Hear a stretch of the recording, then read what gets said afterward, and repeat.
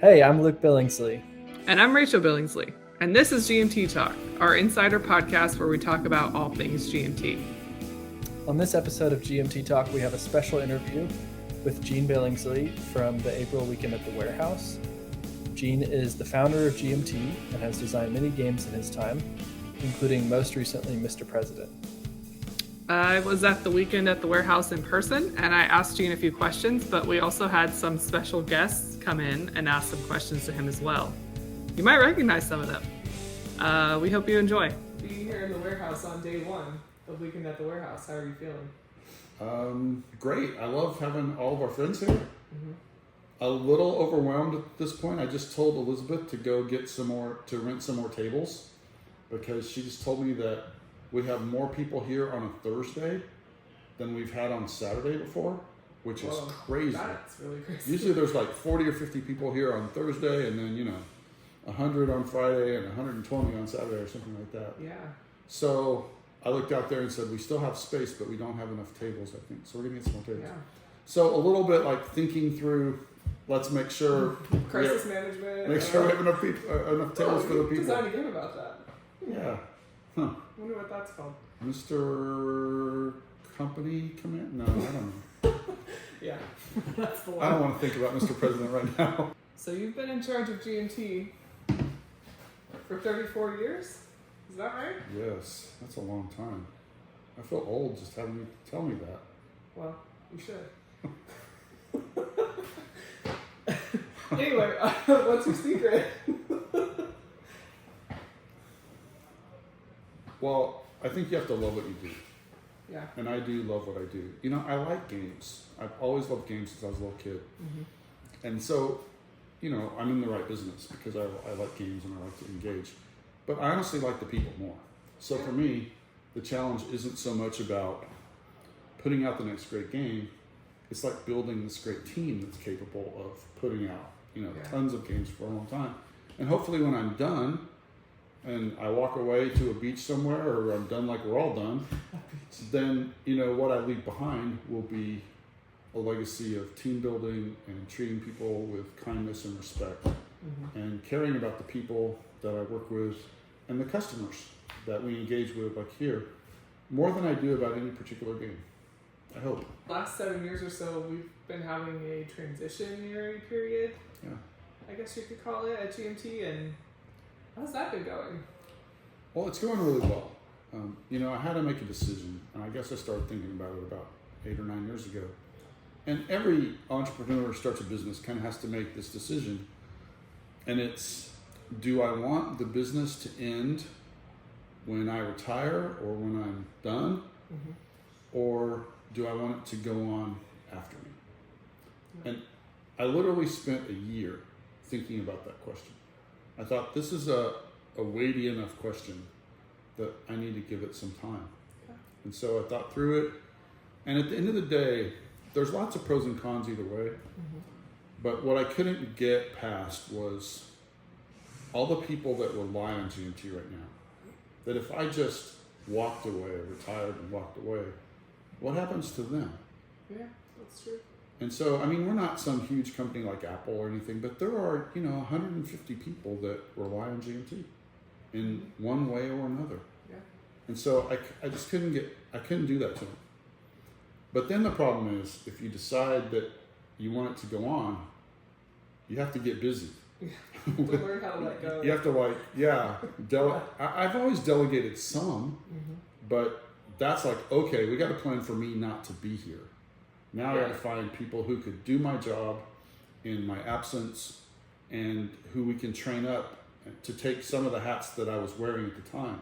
And you were the first one. When you came home from college that summer and said, Dad, you're wasting resources. Yeah, that's true. You knew that was the one way to get my attention. Absolutely. 21 years old, I think I know everything in the world. Yeah, typical college student, right? Yeah.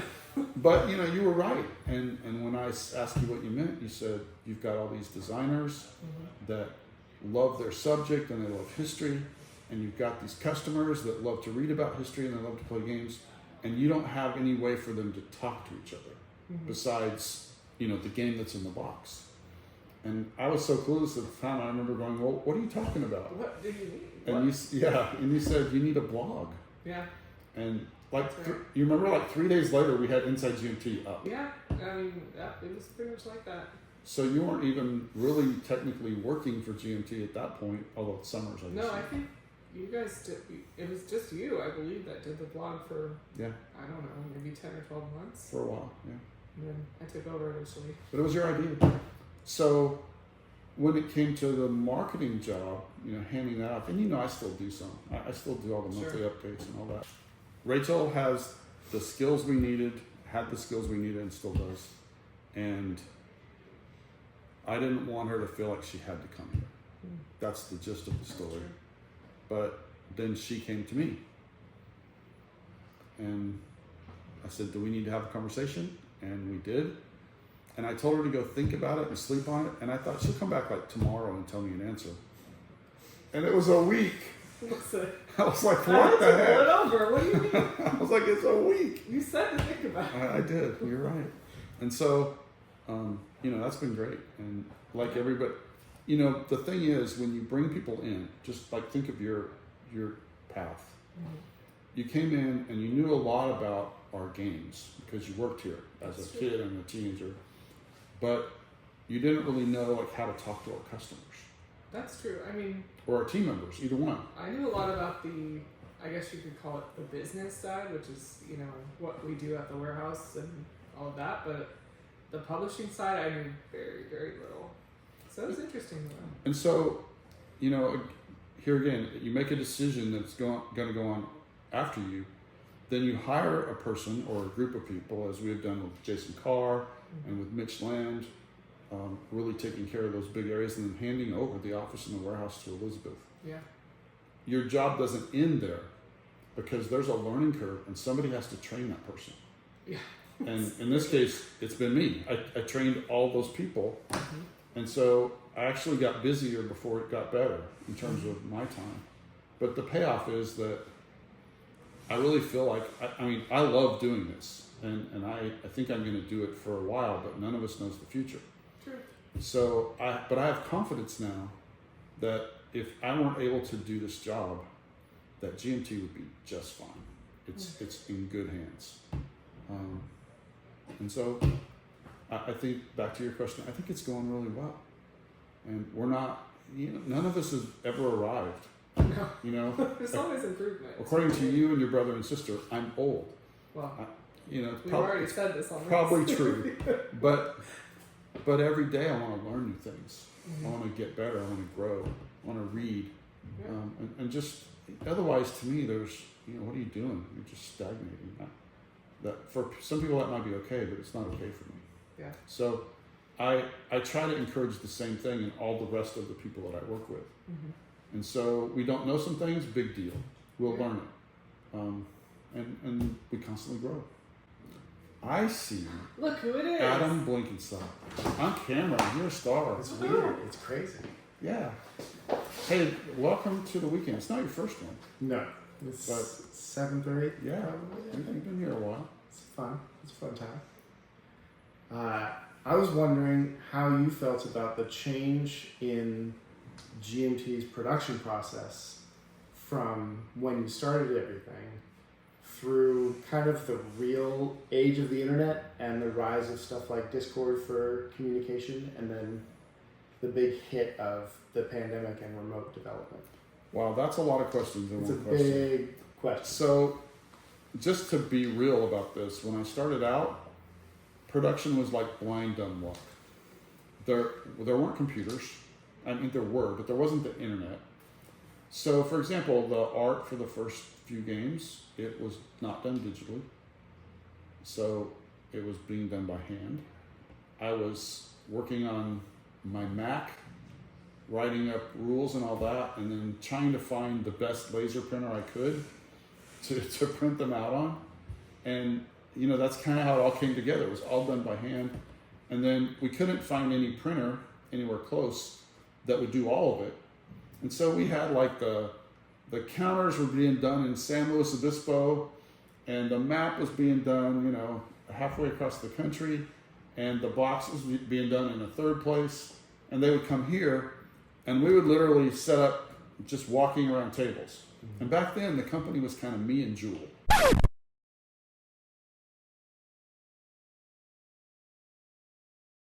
We had this wonderful office manager named Jewel, and she was well named. She ran all the stuff that I didn't, and she would have people come over. The kids would come down. We would have a party. We'd buy food for everybody, and we would walk around tables with all the components, and we put the games together. Sure. And so, you know, that's like the dark ages compared to how we do it now. Yeah. So how do I feel? I'm glad we do it the way we do it now. Right? You packed a lot into that question. You know, we have evolved. Yeah. There was a period where Mark Simonich ran all of our art. He was the art director. And Mark is very good, both technically as an artist. You ever play a game with his maps? Yeah. But he's really good with people. So he built up our art department with a bunch of different artists. Creative people are not always the easiest to deal with. Somebody with a personality like Mark's, where he can work with almost anybody. Sure. He'll also tell you if he thinks you're wrong.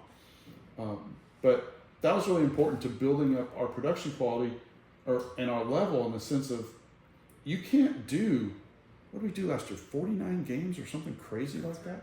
You cannot ship 49 games with one artist. Sure. You have to have a team of artists, a team of developers. Same answer for Jason, you know, Yeah. what he's done with the development department.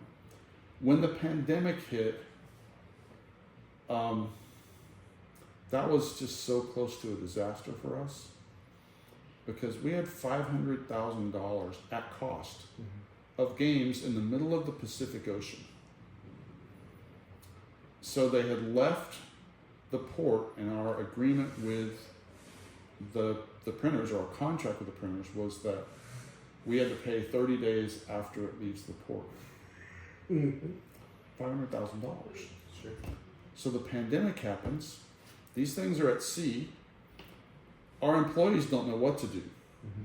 We tell them, go home, because California shut us down. We say, go home, you'll get paid, you'll get health insurance. We're not going to, the worst thing we could do is, in my mind at that point, was take people who were in the middle of a pandemic, or that, if you remember, none of us really knew what was going on. Yeah. And then say, oh, by the way, you don't have any money, you don't have any income, you don't have any health insurance. So we weren't going to do that. The problem was taking care of them over that 11 weeks that we were shut down took about half of our strategic reserves, which Tony and I thought was plenty. We have redefined what's plenty, you know, after the pandemic. But then there's this $500,000 bill sitting out there that we know we've got to pay. And the problem was, normally what would happen is we would pay the bill, and then we would charge for the game, and we would replenish our strategic funds from the income from charging the game. Right. So the problem was, we couldn't charge for the game because we could not ship anything. And we wouldn't even have been able to make sure those games were safe, except we had a family. Employees couldn't be here. Sure. We had a family who came down and unloaded a 40-foot truck in the middle of the pandemic. There were no risks to anybody else, just one family. They unloaded all this for us, got them under roof and under lock and key, so they were safe. Sure. And then we had to Tony and I had to figure out how we were going to pay for that. And we were fortunate. We were able, barely, to do it. And 11 weeks into all that, we got to reopen.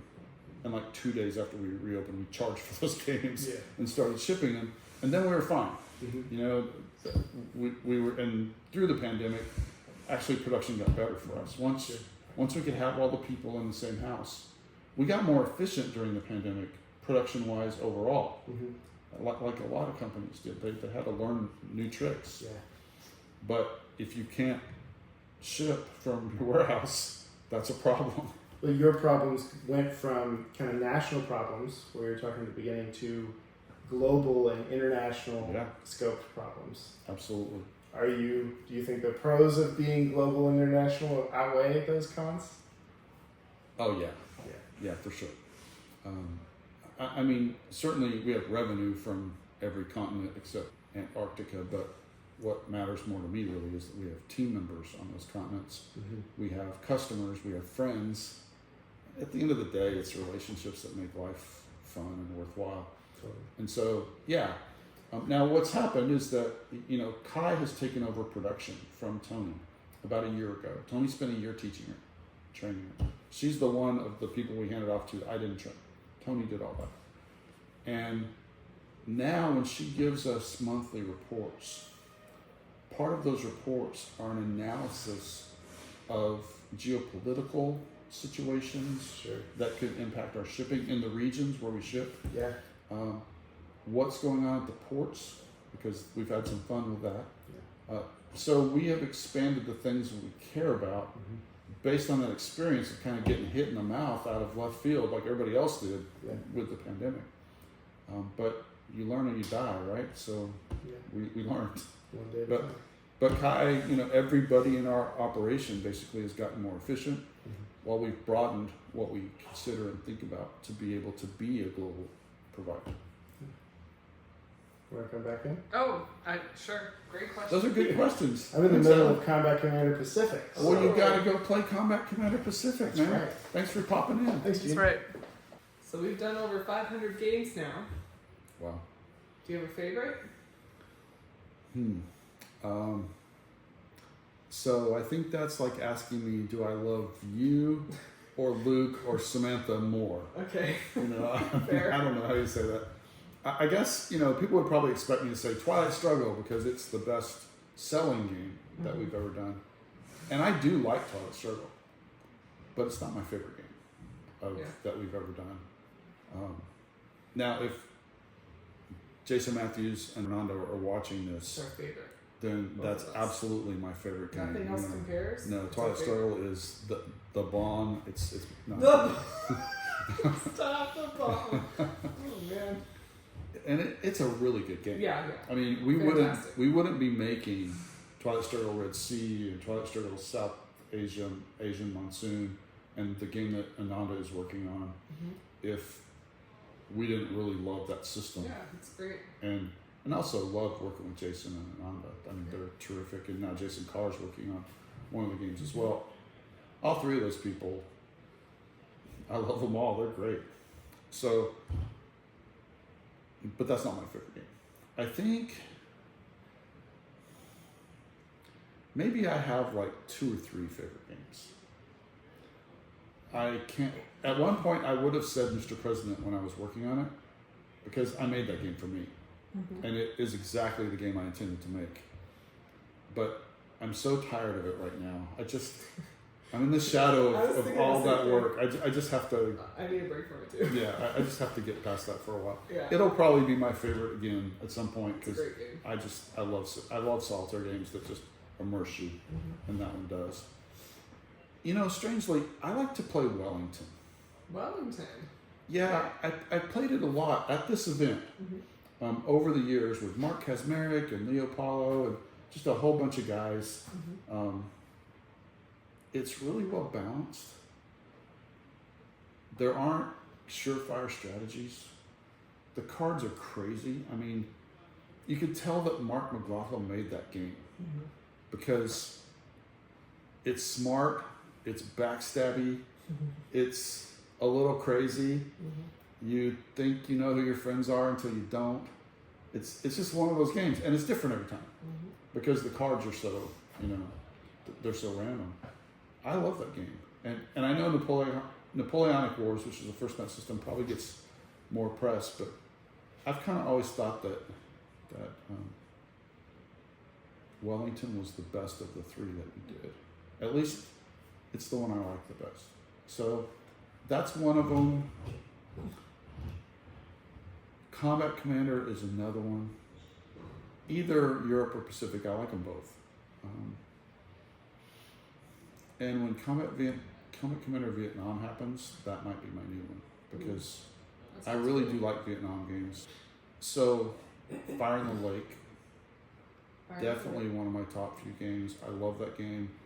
I play it solitaire with 4 open hands instead of the bots just because I like the immersion of it. And like so many war gamers for 40 or 50 years, I'm able to lie to myself, about what's out there and still have fun with a solo game, not really playing it with bots.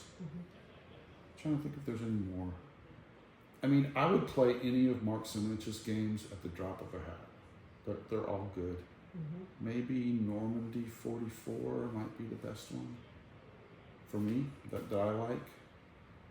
And I know I kind of was the author of the Next War series, with Crisis Korea 1995, but I think maybe Next War Poland is my favorite of that bunch. I really like playing that. Some people would say the Russians in it are overpowered after what we've seen in Ukraine, but I don't think I agree with that. I think Mitch got that pretty close to right. And it's a lot of fun, even though terrifying to think about that actually happening. All of the Next Wars are terrifying to think about, in my opinion. But that's kind of some of my favorites. Yeah. Do you have a current favorite that you're playing right now? Well,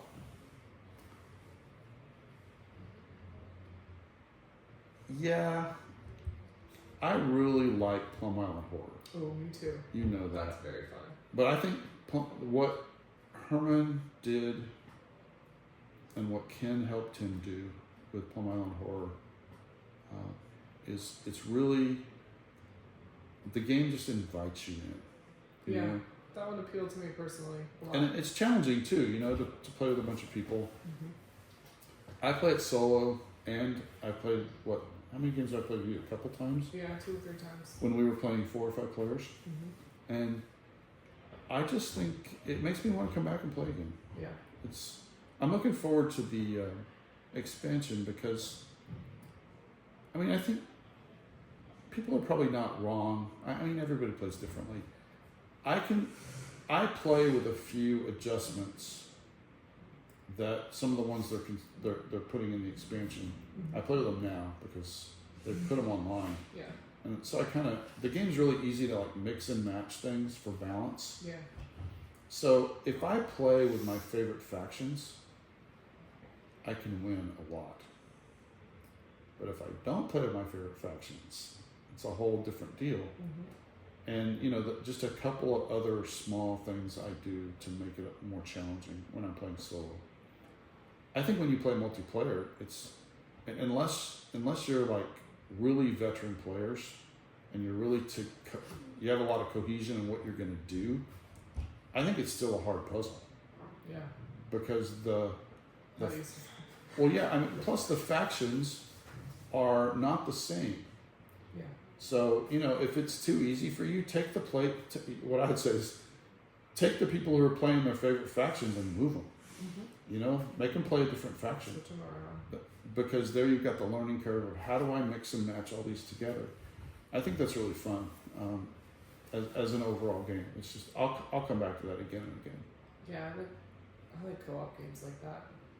I didn't realize until yesterday, which I should have known this, that Mike Berticelli's game Wolfpack can be co-op. Yes. So I'm looking forward to that. Yeah, me too. Mike has walked me through that game a few times during development, and it's really good. It's solid. So I'm looking. I'd play anything Mike made. It's Tank Duel's really fun too. I left that one out. I do really like Tank Duel. There's so many. I know. Pretty soon I'll have a list of 30. But not everyone can be your favorite. But those are ones I engage with, and we don't even have the license of this game either. But that we've played Ivanhoe on vacation since 2000. Yeah. Since 2000 when we published it. We always have a copy of Ivanhoe lying around. Yeah, and Saturday night, right Saturday night we will have an Ivanhoe game here with 5 or 6 people, friends and family. So, some of Reiner's games, Battle Line, Ivanhoe, and they're really good games. And Battle Line's our second best selling game ever. Yeah, that's right. Now we got this medieval one, all nice art. It's doing well too. Good. I haven't played that one yet. The medieval. I was an old, dyed-in-the-wool war gamer. I just loved war games. I didn't like much else. And then I had kids. And the experience of trying to play games with you guys that you liked. Because, I didn't necessarily know what to do with kids, but I thought, well, what you should do is not try to make your kids be like you, but find out what they like and then dive into that with them, you know. And so you probably remember when we went to the hotel in San Francisco and Reiner was there, and me and you and your sister sat there and tested about 9 or 10 of Reiner's games for most of the day. That's right. One of them was Ivanhoe. Well, And one of them was the version before we added things to get Ivanhoe. One of them was Battle Line. And we played a lot that never made it in GMT, but you know, you guys liked them. And so my tastes in games got a lot more eclectic just from that. And then I realized, hey, there's really a lot of games that are fun out here that I like to play.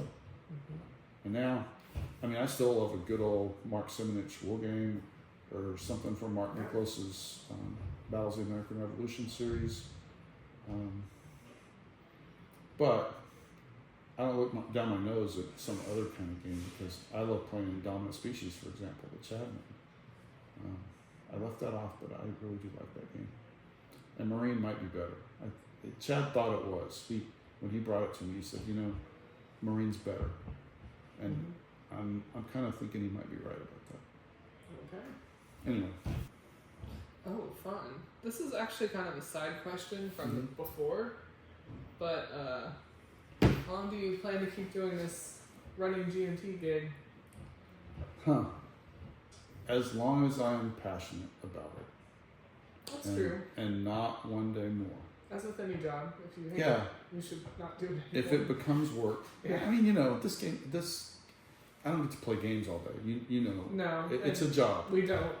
But the thing is, when you really enjoy the process, when you're passionate about the people you work with and the things you do together, then it's not so much work.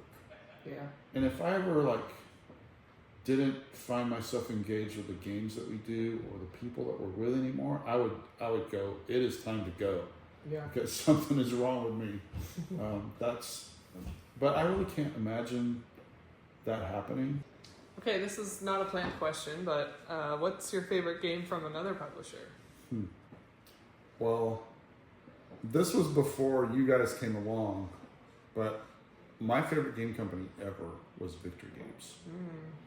And that, I mean, I guess maybe it's GMT now, but honestly still nostalgically and thinking back to that time, I had to have every game they made.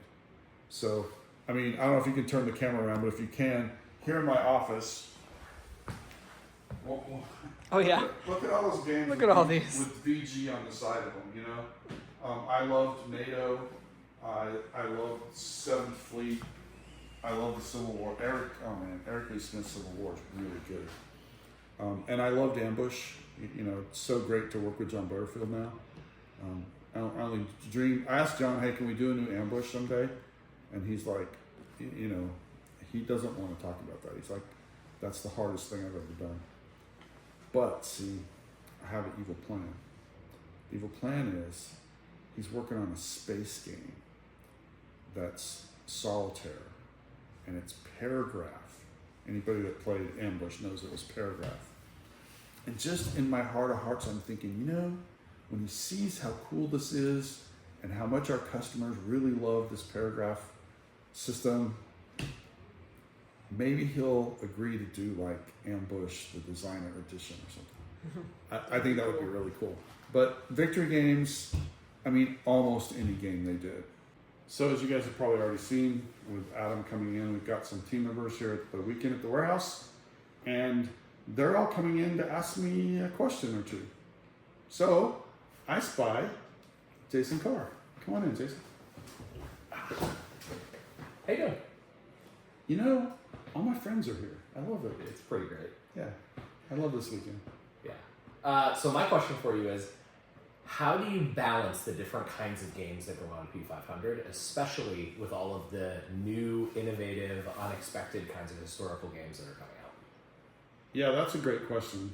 And it's, I think the short answer is I struggle sometimes. It's not an easy thing. Right. The part I don't struggle with, because, you know, P500, what goes up there is kind of this nexus of what the designers want to design and what the customers want to buy or order on P500. I mean, that part's pretty simple. So there are a bunch of designers that I've been working with for almost 35 years. Some of them 30 years. But one of the things I'm proudest of is people that started working with us are still working with us. So what I would hope that would mean is that they got treated right, so they wanted to come back. But what I don't ever want to do is deny one of those guys or gals, who's worked with us for a long time, a P500 slot when they've got a game, because I know what they deliver. Yeah. And I also know that they have a following, right, who will order on P500. So that part's not as hard. It's the other part, the newer games. And to me, this is just an evolution. New games started maybe for GMT when we did Hornet Leader. But then in a big way, when I remember getting criticized for the games was when Paths of Glory came out. Right. And it was, the wargamers, my friends, they were all like, you're leaving us, because we were all a little traumatized because Avalon Hill left us and SPI went under, so kind of trained to be like, oh no. Well, I thought if all we ever do are hex encounter war games, some designers are going to get tired of those and they'll go somewhere else to do their more creative designs that they want to work on. I didn't want that to happen. Right. And also, I just always love to see a great game. When I saw Paths of Glory, I went, this is a good game. And I don't think I was wrong about that. And over time, a lot of those hex encounter wargamers came over and tried it too because they trusted Ted Racer. Right. And same with Mark Herman with Empire of the Sun, which is actually a hex wargame, Right. but uses, a CDG system. But they were willing to try some of those new games because they trusted the designer. And I think that's been a secret for us, that when they build trust with the designer, then they'll try a new kind of game. Like Chad, Combat Commander, was a force of nature in our hobby when it came in. And so then you look at a game like Dominant Species, a lot of our long-time customers who played war games wouldn't necessarily play that. Oh, Chad Jensen did it. Okay, I'll give it a shot. And the people, they found out that, hey, this is a long Euro, but there's actually a lot of take that in it, which wargamers kind of like. Yeah. And so, we talk internally a lot about how do we bring this new kind of game in to P500. And honestly, I think the best answer is to bring in designers or utilize designers that our customers already trust with games that we believe are really good games. And that's where you come in and I come in and Andy Lewis comes in and all the guys that evaluate these games. And so I think that part's harder. But it's been really rewarding for us. We took this game once upon a time called Twilight Struggle, which let the record show Andy Lewis wasn't going to take. I love Andy Lewis. I just had to get one little dig. Yeah, in. don't forget Yeah, Mr. one President. more. Yeah, I've only reminded him that about 100 times. But he, to be fair to him, when I mess up, and sometimes I do, he'll go, "That's okay. You took Twilight Struggle." So that's a real friend right there. So the follow-up question then is, how do you balance new designers against the existing designers that we have?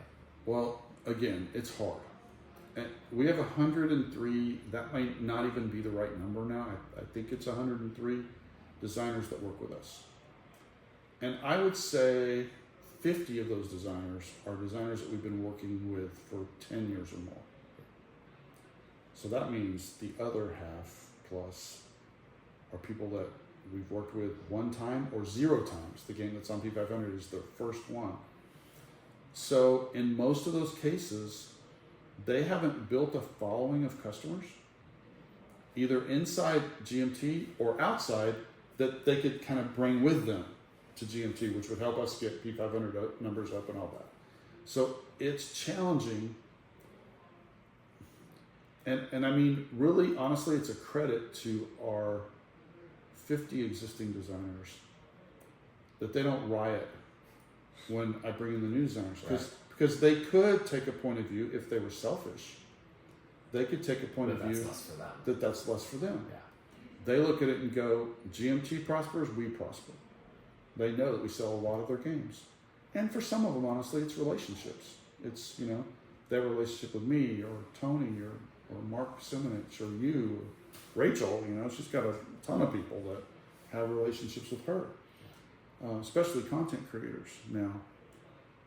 So I give them a lot of credit because they're like, hey, when's my slot? And they don't give me grief if we take another game that's, you know, a new designer, because they see what happens when those new designers bring 5,000 or 10,000 new customers into GMT, but by the time they get their game out there, because that's 5,000 or 10,000 more potential customers that would buy their games. And so, you know, I know it's probably a kind of a weird backward way to look at it, but I'm like, I give those designers that have been with us a long time a ton of credit for our ability to work with new designers and to try new things. You know, I kind of take risks that way. But I try to do it like a, you know, I'm just a hopeless wargamer. When there's a CRT, I want weighted randomness, right? So the way we always did that when wargame design and Mr. President was die roll modifiers. Right. So here's the odds, and then you can skew the odds Push people to one side of the table or the other. by having good die roll modifiers. So I try to do that with the designers, you know, learn them, learn what they like, learn how they tick, and then try to prejudice our journey together towards success. And, you know, so far so good. Those guys, they know that because, you know, we're pretty consistent in how we deal with people over time. Sometimes the new guys are like, what the heck? Yeah, I think What is going on with GMT? Who are you people? I think when people pitch me games for the first time, they focus really heavily on this is why this game is really great. And when I start asking them questions, they're like, why are you asking me questions about me? Why are you trying to get to know me? Especially if they're people I don't know very well. Yep. And I think that can throw people off as part of our process, that we want to get to know them just as much as we want to get to know their game. Yeah, and I've actually taken games that I didn't want because I like the design. I mean, I'm not going to mention, there's a guy here this weekend who's done 5 games for us. His first game, I didn't want it. It wasn't bad. We sold 3,000 of them, but I would not have taken it. I was so impressed with him. And I'm not going to embarrass, he would be embarrassed if he knows talking about him. Every game he did after that got better. And at the time, you know, one of our team members asked me, why are you taking this game? I said, I'm not. I'm taking this guy because I'm thinking about what he could do by the time he gets to his 3rd game or his 4th game. And so to me, the people, and it's not, the relationship is part of it because he's my friend, but also it's the what could somebody become? You know, the right kind of person that takes their work seriously but doesn't take themselves too seriously, who doesn't look at failure as an opportunity to quit, but looks at it as a learning situation and just kind of shrugs and learns and goes on. That we kind of breed those kind of people at GMT. Yeah. The culture is, you know, you feel comfortable if you're that kind of person and you come into a culture. Yeah, you've talked about having designers who have pitched you games and you've given them feedback and they've come back year after year here with the same game and evolving it and changing it. Yep. And then eventually we did take it. And that whole process of them growing as a designer is so much of the reason why we care about the people that we bring in as designers, because we want them to help each other grow. And so right now, like, we've got a bunch of designers here and they're playing each other's games and they're not thinking about how that game would compete with what they want to do. They're thinking about how do we make each other better and grow together. And that's the culture I want. Yeah. And I think it's pretty much the culture we have. Yeah. I will mention one guy, but because he can handle this, he wouldn't be embarrassed. Joel Topham. Yeah. Joel brought me Navajo Wars when It looked like a first-time designer's design looks. We've both seen enough of those. Yeah.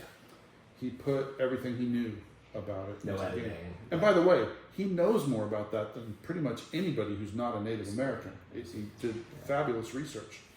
But he brought it to us. And he said, Gene, would you play this? And I sat down and played it. And I'm thinking, this isn't ready. How do I tell this guy that I have tons of love and respect for that this isn't it? And so usually I just bite my lip and have that conversation, but I called Steve Carey over and I said, Steve, you know, longtime friend. And I said, hey, Steve, also really astute evaluator of games. I said, Steve, would you mind spending some time with Joel and take a look at this game and give him your feedback? So he did, and the feedback was it's not ready in various ways, right? And so Joel came back to me and we kind of had an after action and I basically confirmed what Steve had said. And you know, you watch a designer who has their baby, and I've been that designer, Same. right? And they think it's all ready, and then somebody comes in and says, well, even if it's as gentle as you can, it's tough. And I watched Joel just kind of be crestfallen. But then he kind of popped his head up and he goes, well, can I bring it back? I said, absolutely. So he brought it back the next time, 6 months later. And it was better. Yeah. But I had to tell him again, Still not there. it's not ready. Yeah. And it was the same thing. It's like, I know he wanted to hear, you know, this is great. But the third time he brought it was ready. He learned, he iterated. I mean, I have so much respect for him, not just because of his game design, but because of his life, the person that he is. He's just an amazing, fantastic person. But he wasn't going to quit, Yeah. you know, even in the face of hearing bad news. So I love that. I love that spirit. Yeah. I can't wait for his third game. Right. You know, I love Comancheria actually better than Navajo Wars. Probably because I'm a war gamer. There's more of that in there. But I want to see what's next. Yeah, I mean, I think that comes back to something we talk about all the time, that we want the next game that we do with people to be better than anything we've done so far. And that story with giving feedback like that, I think treating feedback as a gift and not something to be avoided. That's right. And really looking to be kind and not nice. Like, what would be nice would be don't hurt their feelings. But what's kind is to help somebody grow. And I think that those are really hard things to put into practice that I try to remind myself to do all the time because of the culture that we want to have. Yeah, I mean, I think it's easier to hear that from somebody that you already trust. Sure. Because you're not looking for where the knife is. Right. And a lot, face it, you know, the world we live in, it's not like that all the time. You know, you can't always feel safe and feel like that somebody's trustworthy. And so we're trying to build that culture. We build it one person at a time, one relationship at a time. So we're never at the same place with everybody. It's a growing, dynamic situation. But yeah, I completely believe that's what we do. And sometimes, I mean, we have to ourselves, I'm in charge of all this, but I have to be committed to growth myself. And I have to, not only to hear from other people, hey, Gene, you know, could you make your Saturday talk a little shorter? I heard that from you one time, and you weren't wrong, okay? And I've pretty much done better. Yeah. But when it comes to like giving feedback, sometimes being kind also entails saying, you know, I'm not going to speak in the moment. Oh, yeah. I'm going to take this, go back to my hotel room or my house tonight, process it, and say to whoever the designer is, let's do an after action on this tomorrow. Get a little perspective, take the edge off of anything, the emotion out of it, and sit down when we're calm. When, in Rachel's case, when she's had coffee, I just had to throw that at you, Rachel, because she told me earlier she hadn't had her coffee till 3 o'clock. I'm like, oh, that is a disaster. The world's going to blow up. That's a disaster. So I think, you know, in a situation where we're all committed to growth, Yeah. and nobody's looking to throw rocks at anybody else, we get that, what you're talking about. By the way, that's one of my favorite things that happens here. Same. Designers and developers playing each other's games just in complete support of each other. That's, to me, what GMT is. A whole bunch of smart people. You know, I can accept myself with, because I'm usually the dumbest guy in the room. But all these, you know, really, really smart people that we work with. Also, really good human beings. Yeah. And like all of us in our culture, they're learning better every day. They're good at it already, but they're learning better every day how to be less selfish and more oriented toward others. Yeah. And I think that's a good thing, not just for, you know, a company that makes games, but for all of us in our lives. Yeah. I think the country would be a lot better off, and the world would be a lot better off if we had more people in it like the people that work for us. Yeah. Well, we never want to make the games a thing, right? That's right. It's a beat. Cool. All right. Thanks for your for questions. I hope that helps. I'm gonna go play some games. Go have some fun. Hey, there's Kai Jensen. Come on in, Kai. Sit down. Tell us what you do at GMT before you ask me your question. Okay. I am technically the production coordinator, so I interface between development and art, going to our printer. So I'm just kind of like that last step, the last check, and getting all the specs to the printer so that everything comes out right. And I also dabble in every other department that they let me stick my nose into. Yeah, I call you the chief of awesomeness. I like that. I like Chief that. of Awesomeness. Can I get business cards with that? Yeah, That would be great. absolutely. You can say Gene said. Yeah. All right. Alright. You got any questions for me? I do. Okay. If you could take the knowledge you have now and then start GMT as if it had never existed. Oh my gosh. Today, or Yep. like go back in the time Nope, machine. nope, just take the knowledge you have and Start today you're today? starting GMT. What would that look like? Well, Tony Curtis would be my first call. I mean, I would immediately call the people that I work with directly. You know, like you and Tony and Justin and Rachel and Jason, because I love that team. And we're maybe better positioned to do really cool things together than we've ever been at GMT. So I would take this group. The knowledge of what we've done is 34 years of GMT is really encompassed in this group, and start from there. And then I would start calling designers, and so would you, and so would Jason. And I would tell Rachel, do I get a bigger budget if I in this like pipe dream? If I knew I'll get the everything, pipe dream. and I had a bigger budget, then I would say, Rachel, you can work with 200 content creators instead of 60. Because I love that. I love the interaction that she has with content creators. I love supporting them. This kind of, you help us, we help you. You know, I've told that to designers since pretty much the beginning, is that what I want to do at GMT is help you build your brand while we build the GMT brand. And so what Rachel is doing with the content creators is very similar. We're helping them build their brand while they help us build the GMT brand. And so, you know, you create win-wins for people, and that makes it great. So I mean, I think I'm not a different person, you know, in your pipe dream. If I was, and you know, I could throw the football, then I'd want to play quarterback for, you know, the Dallas Cowboys. I can't do that. I'm old, you know. Well, if you're playing for Dallas, you know, I'm fine with that. You go right ahead because I'm a Niners fan. So You want the Niners to crush me. Yeah, I see how you are. So I don't know that. I mean, that's a good question, but honestly, I'm really happy with where we are. So I would. One thing I might do is be a little. No, I started to say be a little more selective about designers, but I'm not unhappy with any of the designers that we work with. So, I mean, sometimes 103 designers, that's like... it's like herding cats.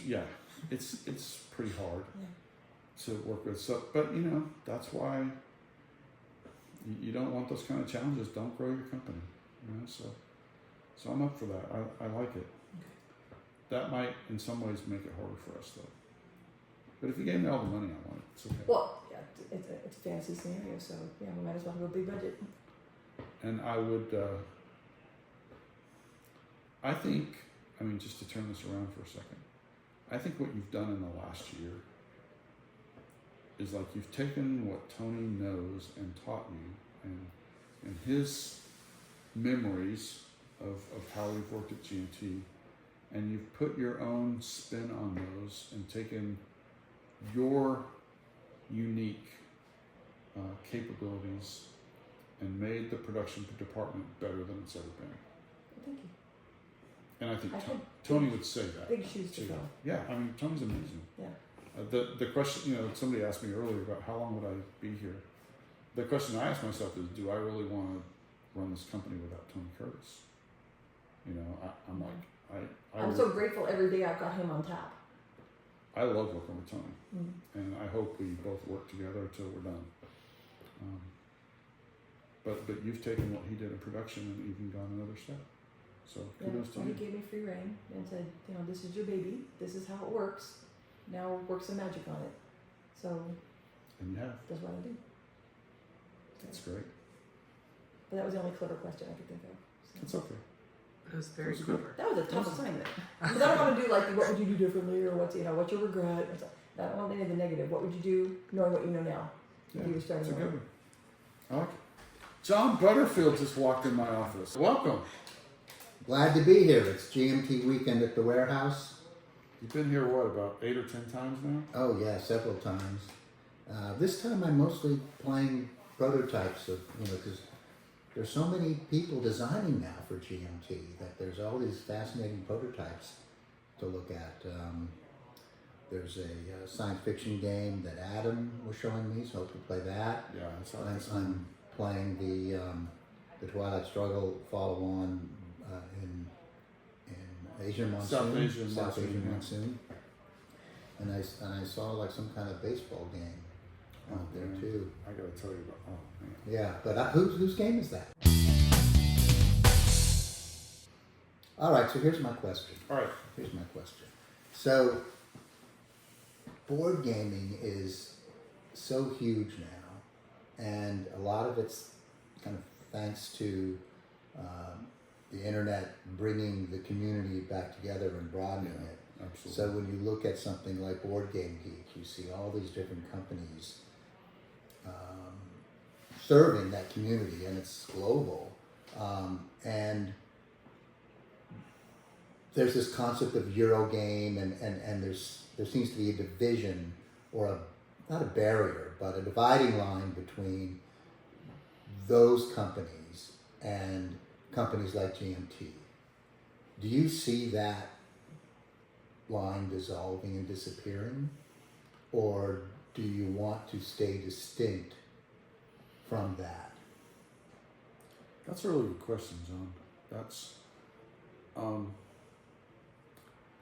the way I think about it is that we're kind of a hybrid company. Mm-hmm. We're not a war game company. We have a lot of historical conflict simulation games that we do, clearly. I think we're a historical strategy game company that happens to do some space games that people like. I mean, that's kind of the only thing outside of that historical strategy game. We do have a pretty robust space game line now. And now some horror games. Well, yeah. But it's a fun horror game. Yeah. Well, so it used to be. I mean, honestly, there's a lot of snobbery from, hey, we're war gamers or we're Euro gamers. Yeah. That I kind of don't have time for. I want to make games that people like to play. So I've seen a lot of war gamers who were open to trying new games really love them. I told somebody earlier today that, it started with Paths of Glory for us. When Ted Racer did Paths of Glory based on kind of Mark Herman's system for CDGs, the wargamers went nuts. They were like, you can't do that. You're leaving us. And I didn't see it that way. Yeah. I thought I was broadening us. So what I think has happened is new designers have come to GMT with their unique talents and every one of them has broadened us. And I've been open to that. I mean, if I get any credit, that's the only credit, really, is that it's not a closed shop. We're not a closed war game shop. You know, I don't give topics, to designers. And so what I tell you guys is, what are you passionate about? What do you want to do? And then you have the freedom at GMT to do those things. Well, the natural outcrop of that is that we're going to get broader. As 103 designers have unique tastes. And some of them come from the player pool. As you know, even in wargaming over the years, some designers, all designers, they start out as players. And then pretty soon they took their shot and they became game designers. I think the same thing happens on the Euro side, is that you get guys that like games and they're like, I think I could do this. Yeah. And then they bring a game. So some of those guys in the past, or women, men and women both, wouldn't have come to GMT in, say, the 1990s, because we were mostly a hex and counter wargame company.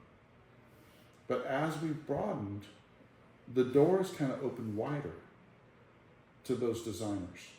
And now we've got a game from Matthias Kramer, who came on our list a couple of months ago. You're doing a game for us that is not a war game. I mean, Away Team is this amazing space odyssey, science fiction game that I'm guaranteeing you, well, you see it from the P500 numbers, a lot of non-historical wargamers are going to love. And yet the wargamers, they trust you. And they know what they're going to get from a John Butterfield game. So that, I told you a long time ago, that game's going to sell a lot of copies. But more to the point, it's going to bring a lot of joy to people on all sides of what you're talking about. I kind of wish there wasn't a divide. I acknowledge that what you say is true. There is one. But I also think that there's a growing group of people that are willing to play anything, as long as it's just a really well-designed, well-supported game. And a lot of people with that attitude are coming to work with GMT. And so they're creating things that customer base likes. And I think that's just a really good thing. And so I see GMT as not really like part of either of those camps, but maybe straddling them more and more as our designers enable us to do that. Yeah, well, thank you. Thank you. That was a very good question. Yeah, and looking at Away Team as an example, one of the decisions on the production side of that game is, to what extent does it want to bring in the sculpts, the type of thing the pimped out version the pimped out version of the game. Yeah. Does that want to be in the box? Does that want to be an add-on? Will there be pushback from the Euro market if it doesn't have that? Yeah, I think that's a really good question, and it's one that usually our production people would deal with mostly with us. I kind of wonder, it used to be that there were really clear price points that people would accept. And what's happening now, if you look at Kickstarter, which, of course, I think P500 is better because we don't charge people up front for it. But it's really broad. Kickstarter's huge, right? And so they've got all kinds of people coming in. There are people paying $200, $300, $400 for a game. Yeah. And now it's got really nice components. But all of my history of pricing games for our market would lead me to believe that we just wouldn't sell very many if we put those things in the box and charge that much money for the games. I still kind of go, what would I pay? And I wouldn't pay $300 for some of those games, unless it's my Desert Island game, and then I'd probably go buy the deluxe edition or something. So I don't know, it just, I think it's a really interesting question that we don't have enough data to answer yet. Yeah. But we can test, and we will, right? Yeah. A game like Plum Island Horror gave us a chance to try some things. And on the production capability side, there was a day when all we could do was hexes and counters. Right. And now we're far beyond that. And we have the source and the ability and the artist to do just about anything if we think it's the right fit. Yeah. So there will be a game. I don't know if away team would be that game. Probably not right now. But there will be a game where we'll really push the envelope to try things, to see what our customer base that exists in that moment, what they'll accept. Mm-hmm. And in the meantime, we keep getting better and better components and tighter and tighter development, thanks to Jason and his teams. Mm-hmm. And Kai's doing a great job about at getting us at being able to produce exactly what you want to produce for your game. So I don't have the answer to that yet, but we're going to keep on testing and keep on trying it. So I think aiming at the market today is always the wrong thing to do, because markets are dynamic. So you acknowledge the market, you give a way, like in our case, P500, for people to show you and tell you what they really want. And then you let the creativity of your designers and your development teams drive you into the product mix that that over time identifies you as a company. All right. Thank you. You're welcome. Thank you for the Yeah. questions. Yeah. So who are a few people in the gaming hobby who have had a positive influence on you, whether that's as a designer or as just a publisher? Wow. I've been doing this a long time, so there's a lot of people. There are a lot of people, but one person that really stands out for me is Mark Herman. Mm-hmm. And you know he's my friend. Yeah. But you also know that I loved Victory Games. Well, Mark ran Victory Games. Mark was the guy who made that go. He was the president. And so really my first knowledge of Mark Herman was watching how he ran that company. And how he treated the team there, and how those guys were so incredibly creative with that ex-SPI group there. So I learned a lot about management from watching Mark. And then over the years, as GMT grew, Mark was in a very high position at a defense contractor in his day job. And we would talk about management things. And sometimes when I had a hard problem to solve or question, I would call Mark and say, "Hey Mark, what do you think about this?" And he gave me really solid advice because he's been there, but he's also been in a position with a huge company, which I never was. So he had some perspective that was helpful to me. There's somebody not in the hobby who did the same thing. Well, not a designer in the hobby who did the same thing, and I want to mention him too, because John Leggett. I do. So John Leggett has been a customer of ours for 34 years, the whole time we've been in business, and he was one of the first people that I met going to the LA conventions, and we just became fast friends. But he was much more accomplished than I was at the time, and probably still. He was so good at running companies that they would call him in to be like a interim CEO to fix stuff at a company that was messed up. And they'd call John in for a while and he'd fix it and then he'd go home. And so often with him, he would come here to a weekend. I think he was at most of the weekends at the warehouse for probably 30 years. And he would come in and he'd hear, like at my GMT talk, the things that I was concerned about or things I was thinking about, because we're pretty transparent with the guys that come here, with the people that come here, about what our troubles are, the things that are challenging us.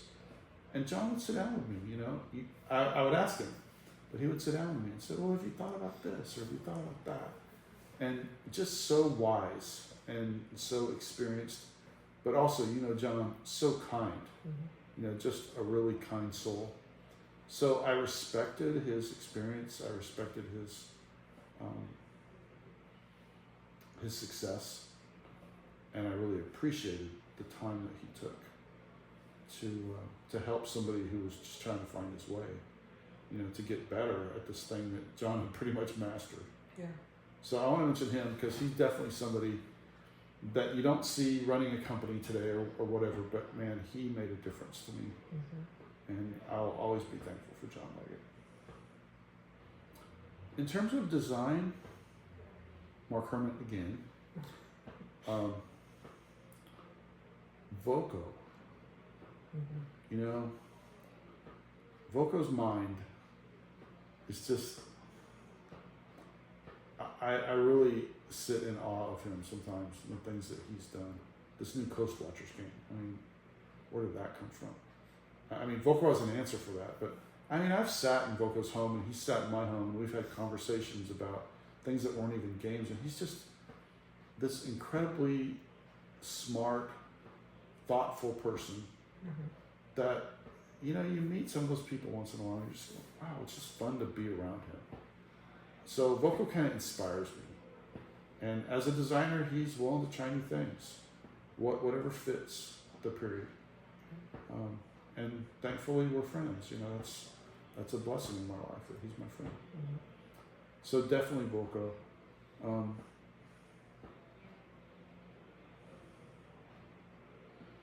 Man, I'm a little stunned by this question, honestly, because just thinking back over 34 years, all the people that have influenced me, all the people that have helped. It's been a lot of people, and which is why you'll never hear me take credit for what has happened at GMT. I'm happy to have been a part of it, but never could have done it by myself, ever. So I'm just really thankful for all the people that have poured into me and poured into GMT over the years, and who continue to do that. That's been a lot of people. Yeah. And the new people that are coming to us now. The thing is, you know, we don't have any barrier to entry. We just, like, if it's a good idea, if you can help, whoever you are, however long you've worked here, we can learn from you.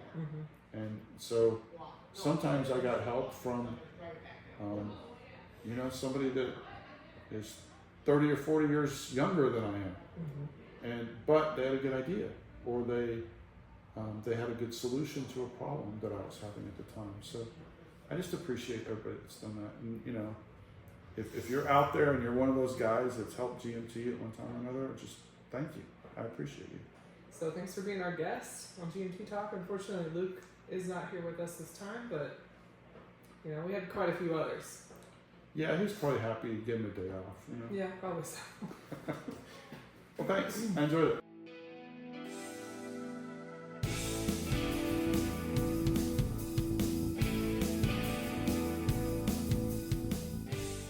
So for the past 7 years or so, for the past, my brain is glitching. I'm just having coffee now. Oh, that's way too late in the day. I know. I'm gonna suffer later.